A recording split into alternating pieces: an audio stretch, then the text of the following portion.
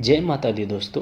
कहते हैं कि माता का बुलावा अपने आप आता है और सडनली एक दिन ऐसे ही हमारा प्लान बन गया। तो इस वीडियो में हम आपको लेकर जाने वाले हैं कटरा में स्थित माता वैष्णो देवी के पास और बताएंगे आपको कि अगर आप भी अपने ट्रिप प्लान कर रहे हैं तो कैसे आएँ, कहाँ रुके, किन किन बातों का ख्याल रखें, कहाँ खाएं, कितना टाइम चाहिए आपको अपनी पूरी जर्नी कंप्लीट करने में और वो सारी इन्फॉर्मेशन जो आपके ट्रिप के लिए इम्पोर्टेंट रहेगी। तो चलिए इस जर्नी की शुरुआत करते हैं। इस वीडियो में हम आपको लेकर जा रहे हैं दिल्ली से कटरा। तो बात कर लेते हैं आप कटरा कैसे पहुंच सकते हैं। Katra by road, by air, by train तीनों मीडियम से कनेक्टेड है। तो अगर आप बाय एयर आना चाहते हैं तो जम्मू का एयरपोर्ट कटरा से करीब 1 घंटे की दूरी पे है। और बात करें अगर आप ट्रेन से आना चाहते हैं, जो कि हम हाईली रिकमेंड करेंगे, तो ट्रेन तो दिल्ली से वैसे बहुत सारी हैं, पर कोशिश करें आप जितने अर्ली हो सके अपना टिकट बुकिंग करा लें। बात करें अगर बाई रोड आने की, जो करीब 700 किलोमीटर दूर पड़ता है दिल्ली से कटरा, जिससे आपको लग जाएंगे तकरीबन 12 से 14 घंटे। एक बात बता दें आप कि समर के सीज़न में माता वैष्णो देवी के पास श्रद्धालुओं की बहुत रश होती है। तो अगर आप अपनी ट्रेन की टिकट बुकिंग करा लें ताकि आपको आने जाने में कोई प्रॉब्लम ना हो। बता दें कि हमें भी ट्रेन की टिकट डायरेक्ट कटरा की नहीं मिल पाई थी, इसलिए हम लोगों ने अपनी टिकट दिल्ली से जम्मू का कराया और फिर जम्मू से बाकी हम जर्नी हमने बस से ट्रेवल की है, जिसमें कि तकरीबन पर पर्सन 200 रुपये का खर्च आता है बस से ट्रेवल करने पे। और अगर बात करें सितंबर मंथ की, जिसमें कि अगर आप अपना ट्रिप प्लान कर रहे हैं, तो बता दें आपको कि सुबह में हल्की हल्की ठंड लगती है, तो आप अपने साथ वुलन क्लॉथ्स भी लेके चलें ताकि जब आप ऊपर जाएं माता के दरबार में तो आपको ठंड से आराम दे। तो चलिए आपको दिखाते हैं कुछ अनोखा दृश्य हमारी यात्रा की। तो बने रहिए हमारे साथ वीडियो में। जय माता दी।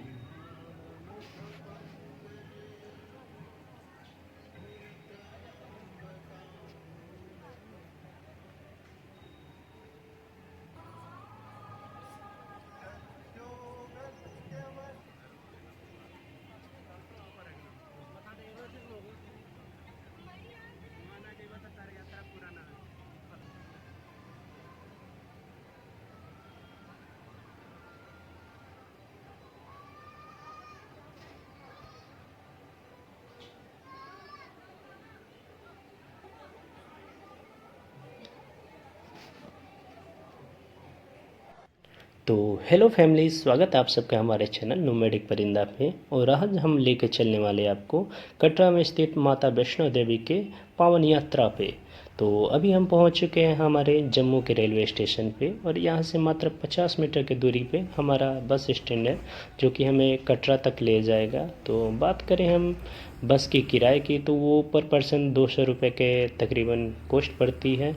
तो हम बैठ चुके हैं हमारी बस में और हम निकल चुके हैं सफ़र पे। तो चलिए आपको दिखाते हैं कुछ नज़ारे। तो बताते चले गाइस कि हमारी ट्रेन ने हमें अर्ली मॉर्निंग तकरीबन 7-8 बजे ही हमें जम्मू स्टेशन पर ड्रॉप कर दिया था और फिर हमने ये बस पकड़ा, जो कि हमें कटरा 1.5 से 2 घंटे में अगर ट्रैफिक फ्री हुई तो हमें ड्रॉप कर देगी, और अगर ट्रैफिक हुई तो तकरीबन ये 3-4 घंटे भी लग सकते हैं। तो चलिए आपको ले चलते हैं सफ़र पे और दिखाएंगे आपको कुछ नज़ारे हमारे जम्मू टू कटरा के जर्नी पे। और बने रहिए हमारे साथ वीडियो पे। और अगर आप हमारे चैनल पर नए हैं तो प्लीज़ लाइक और सब्सक्राइब करना ना भूलें।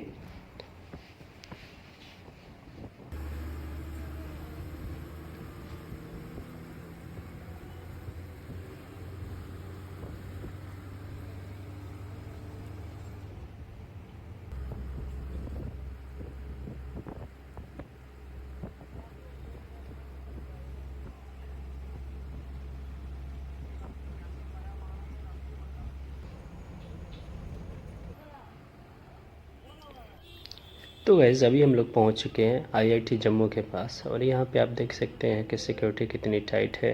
और हमारे सेना के जवान जो अपनी ड्यूटी निभा रहे हैं उनके लिए तो हेड्सअप बनता है। तो चलिए आपको दिखाते हैं हमारे आईआईटी जम्मू के कुछ नज़ारे और फिर बढ़ते हैं हमारे सफ़र पे आगे।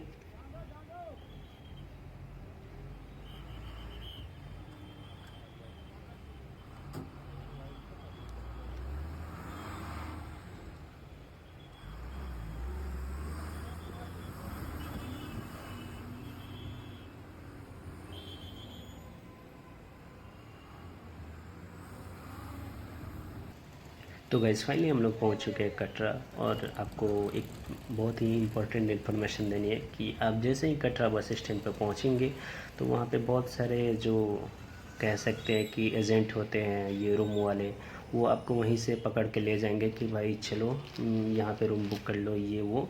तो आप कोशिश करें कि उन्हें अवॉइड करें और आप खुद से जाके मार्केट में, हमारे कटरा का जो बीच मार्केट है वहाँ पे जाके प्रॉपर होटलों में या जितने भी रहने वाले जगह हैं वहाँ पे इंफॉर्मेशन ले। तो गाइस कटरा पहुंचने के बाद आपके पास दो ऑप्शन है।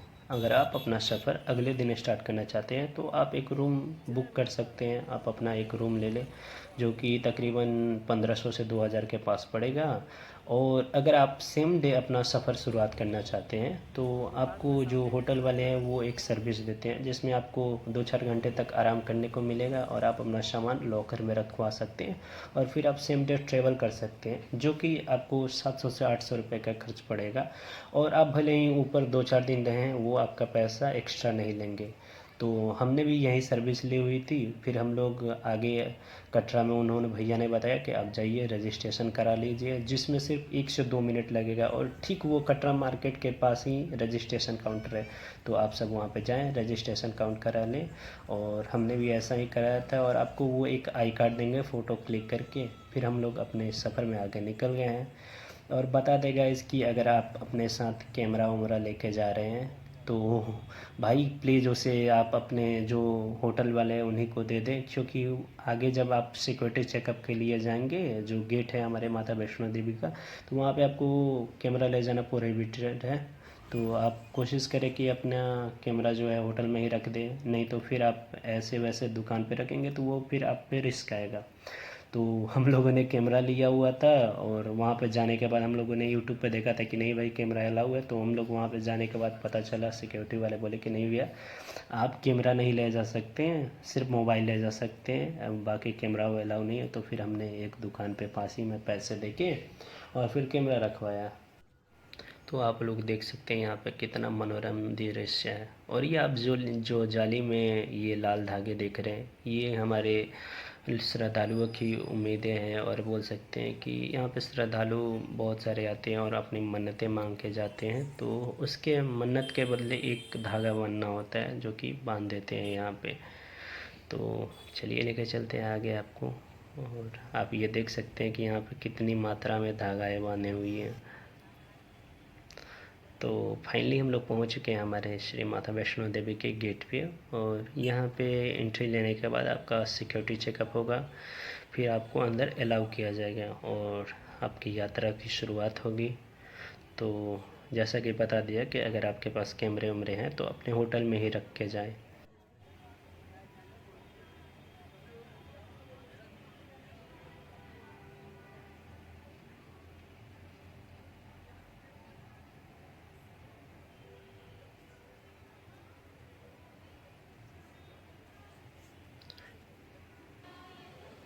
तो अंदर सिक्योरिटी पॉइंट से गुजरने के बाद हम लोग अपनी यात्रा को शुरुआत कर चुके हैं। तो प्रेम से बोले, ज़ोर से बोले, जय माता दी नाम लेते हुए हम आगे बढ़ेंगे। और आपको जैसे ही आप अपनी यात्रा पे जाएंगे तो आपको बहुत सारे स्टूडियो काउंटर होते हैं जो कि आपको रिटर्निंग में फ़ोटो क्लिक करवाना हो एक याद के तौर पे हमारे कि हम माता के दरबार में आए थे।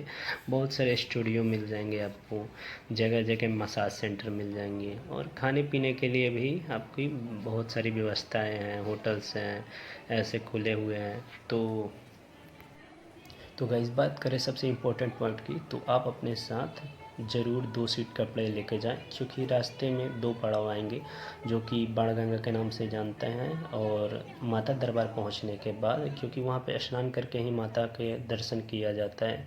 तो गाइस अभी हम लोग पहुंच चुके हैं हमारे चरण पादुका के मंदिर पे, जो कि हमारा पहला पड़ाव होगा। और माना जाता है कि यहाँ पे माता ने पहली बार भैरवनाथ जो थे उनको पलट कर देखा था, इसीलिए यहाँ पे माता के जो चरण की पादुकाएं हैं वो चिन्हित हो गई थी। तो फिर हमने चरण पादुका माता के दर्शन करके और फिर हम लोग अपने सफ़र पे आगे निकल गए। तो बता दें कि हमारी माता वैष्णो देवी के दरबार में जितने भी भक्त आते हैं, अनेकों मनोकामनाएं होती हैं, जिसे पूर्ण करने के बाद लोग ढोल ताशे बहुत सारे बुक करके ऐसे खुशी के उत्सव मनाते हैं। तो यहाँ पे देख सकते हैं हमारे भैया जो ढोल बजा रहे हैं वो कितने खुश हैं, और ऐसे करते सभी भक्त जय माता दी का नाम लेते हैं हुए अपने आगे के सफ़र पे बढ़े चलते हैं। बता दें आपको कि इसके बाद हमारा जो दूसरा पड़ाव होगा वो होगा माता के गर्भजून गुफा की, जिसे कि मान्यता है कि जब भैरवनाथ माँ वैष्णो देवी का पीछा कर रहा था, तभी माँ वैष्णो देवी ने इस पवित्र गुफा के भीतर पहुंचकर 9 माह तपस्या की थी, जो कि एक बालक अपनी माँ के गर्भ में 9 महीने तक वास करता है, उसी की तरह मान्यता है। तो माना जाता है कि अगर कोई इंसान इस गुफा से होके गुजर जाए तो वो माता के गर्भ से होके 9 महीने तक गुजरा हुआ है। इससे जो हमारी जीवनी है मनुष्य योनि की वो मुक्त हो जाएगी, और फिर हम इस मृत्यु लोक से भी मुक्त हो जाएंगे। तो बता दें कि इस गुफा में जाने के लिए आपको टिकट लेना पड़ता है, जो कि बहुत ज़्यादा भीड़ होता है। और मेनली आप जितनी भी भीड़ देखेंगे, जितनी ऊपर माँ के दरबार में भीड़ होती है उतनी ही यहाँ भी होती है। तो आपका जो नंबर आता है, आप जब भी टिकट लगाने जाएंगे तो वो तकरीबन 1 दिन या 1.5 दिन के बाद आता है। तो आप कोशिश करें कि आप अपनी जब उस सफ़र की शुरुआत करें उसी समय इधर से जाते हुए टिकट ले लें, ताकि जब आप अगले दिन अपना ऊपर माँ का दरबार का दर्शन करके आएँ तो लौटते समय अगर किस्मत आपकी अच्छी रही, माता ने साथ दिया, माता का आशीर्वाद रहा, तो आप इस गुफा के दर्शन कर पाएंगे।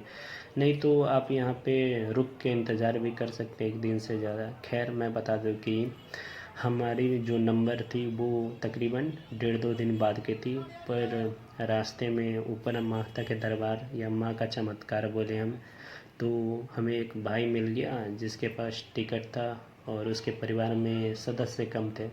तो उसने बोला कि आप हमारे साथ हो चलिए। तो हम उनके साथ ही माता के जो गर्भजून गुफा है उसको उसके दर्शन कर पाए। और फिर हमने अपनी टिकट वहाँ पे जो खड़े थे जो भी श्रद्धालु उनको दे दी कि आप हमारे टिकट पे चले जाना। जो इनका नंबर 2-3 दिन बाद आ रहा था उनका, तो जैसे मेरा भला हुआ मैंने भी दूसरे का भला करना, तो कोशिश करें आप भी ऐसा ही करें।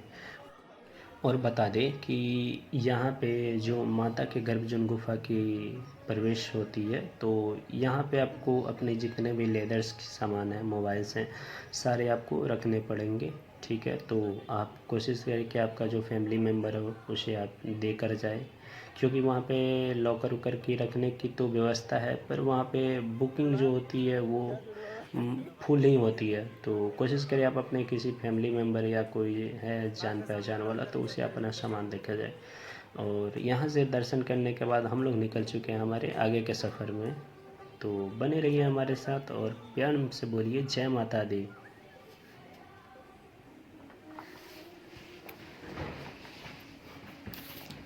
तो वैसे अभी देख सकते हैं कि हमारी एक फ्रेंड ने बोला था कि आप जब भी यहाँ पे जाएं तो ये जो होता है पत्थर का वो एक के ऊपर रख के मन्नतें मांगते हैं तो पूरी होती है, और फिर आप जब आपकी मन्नतें पूरी हो जाएंगी तो आप उसे एक एक करके उतार देंगे। तो जैसी मान्यता थी और जैसी परंपरा बोल सकते हैं वैसे, तो हम लोगों ने भी कुछ मन्नतें मांगी और फिर हम लोग अपने सफ़र पे आगे बढ़ गए।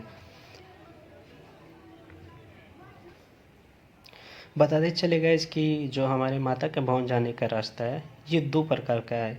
एक आप शॉर्टकट ले सकते हो और एक होता है लॉन्ग कट। तो जो शॉर्टकट रास्ता है वो बहुत ही कठिन है और जो लॉन्ग कट है वो थोड़ा प्लेन टाइप का है। तो जो शॉर्टकट होता है उसमें सीढ़ियाँ होती है और एकदम खड़ी खड़ी चढ़ाई है। तो मेनली मैं तो रिकमेंड करूँगा कि आप जो लॉन्ग कट है रास्ते उससे ही जाए, क्योंकि शॉर्टकट में थोड़ा जो होता है आपकी सांसें फूल जाएंगी। तो ये स्पेशली अगर जाना भी है तो यंग एज के जो भी नौजवान हैं वो जा सकते हैं। जो भी हमारे माता और बहनें हैं या हमारे बूढ़े दादा दादी हैं उन्हें तो मैं कभी भी रिकमेंड नहीं करूँगा, तो वो मेनली प्रेफर करें जो लॉन्ग रूट वाली रास्ते हैं उसको ही। फिर हम आगे बढ़ चुके हैं और यहाँ पे देख सकते हैं एक बार और आया जब मैंने सोचा कि चलो भाई मैं कुछ मन्नतें मांग लेता हूँ। तो मैंने तो अपनी मन्नतें मांग ली। आप भी कोशिश करें आए यहाँ पे, तो जैसी है वैसी आप भी मन्नतें मांग लें। हो सके तो माता रानी का अगर कृपा रहा तो आपकी मन्नतें ज़रूर पूरी होंगी। तो बने रहिए हमारे साथ। और guys, I request you all कि अगर आप हमारे चैनल पर नए हैं और अगर अभी तक आपने हमारी वीडियो को लाइक और सब्सक्राइब नहीं किया है तो ज़रूर लाइक करें और हमारे चैनल को सब्सक्राइब करें और साथ ही में बेल आइकन को दबाना ना भूलें, ताकि जितने भी फर्दर्स ब्लॉग्स आएंगे तो आपको सबसे पहले इन्फॉर्मेशन मिल जाएंगी। तो गाइस, आप ये नज़ारे देख सकते हैं, क्या खूब नज़ारे हैं। वाह, कितनी मनमोहक है ना। ऐसा लगता है जैसे हम लोग बादलों के बीच में आए हुए हैं। और ये पहाड़ देखिए।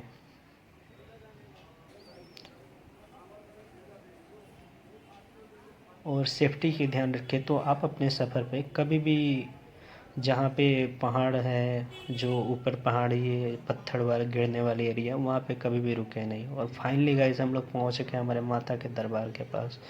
और आप ये नज़ारे देख सकते हैं, हमारे माता दरबार के नज़ारे। तो जय माता दी बोले गाइस। और तो गाइस, बता दें कि कटरा के स्टार्टिंग पॉइंट से लेकर और हमारे माता के भवन का जो जर्नी है वो तकरीबन 5 से 6 घंटे में पूरी हुई। तो मान सकते हैं यहाँ पे तो शाम ही हो गई थी हमारे पहुँचने। तो हमने प्लान किया कि हम माता का दर्शन है सुबह स्नान करके सुबह ही करेंगे, तकरीबन 2-3 बजे। तो सामने ही एक जो बोल सकते हैं भोजनालय है, तो वहाँ पे ही रुकने की सबकी व्यवस्था होती है। और वहाँ पे भी जितने कंबल होते हैं वो आपको 100 रुपये सिक्योरिटी फीस दे के मिल जाते हैं। तो आप कोशिश करें कि एक दिन में अपना सफ़र पूरी कर लें, क्योंकि ऊपर रहने की जो व्यवस्था होती है उसकी बुकिंग, जो डॉर्मेट्री होती है वो बुकिंग होती है, वो बहुत पहले ही करानी पड़ती है, अन्यथा आपको रहने में प्रॉब्लम होगी। तो आप एक काम कर सकते हैं, अगर आपका सेम डे जो है यात्रा पूरा करना है और सुबह में हो सकता है 2-3 घंटे लेट करके माता का दर्शन करना है, तो आप आए यहाँ पे ऊपर रुके और 100 रुपया दे के, और जो हमारे कंबल है या सिक्योरिटी फी दे के वो देती हैं, आप यहाँ से लेके थोड़ी देर आराम करके और फिर नहा कर और फिर आप माता के दर्शन करने जा सकते हैं। तो हमने भी यही किया।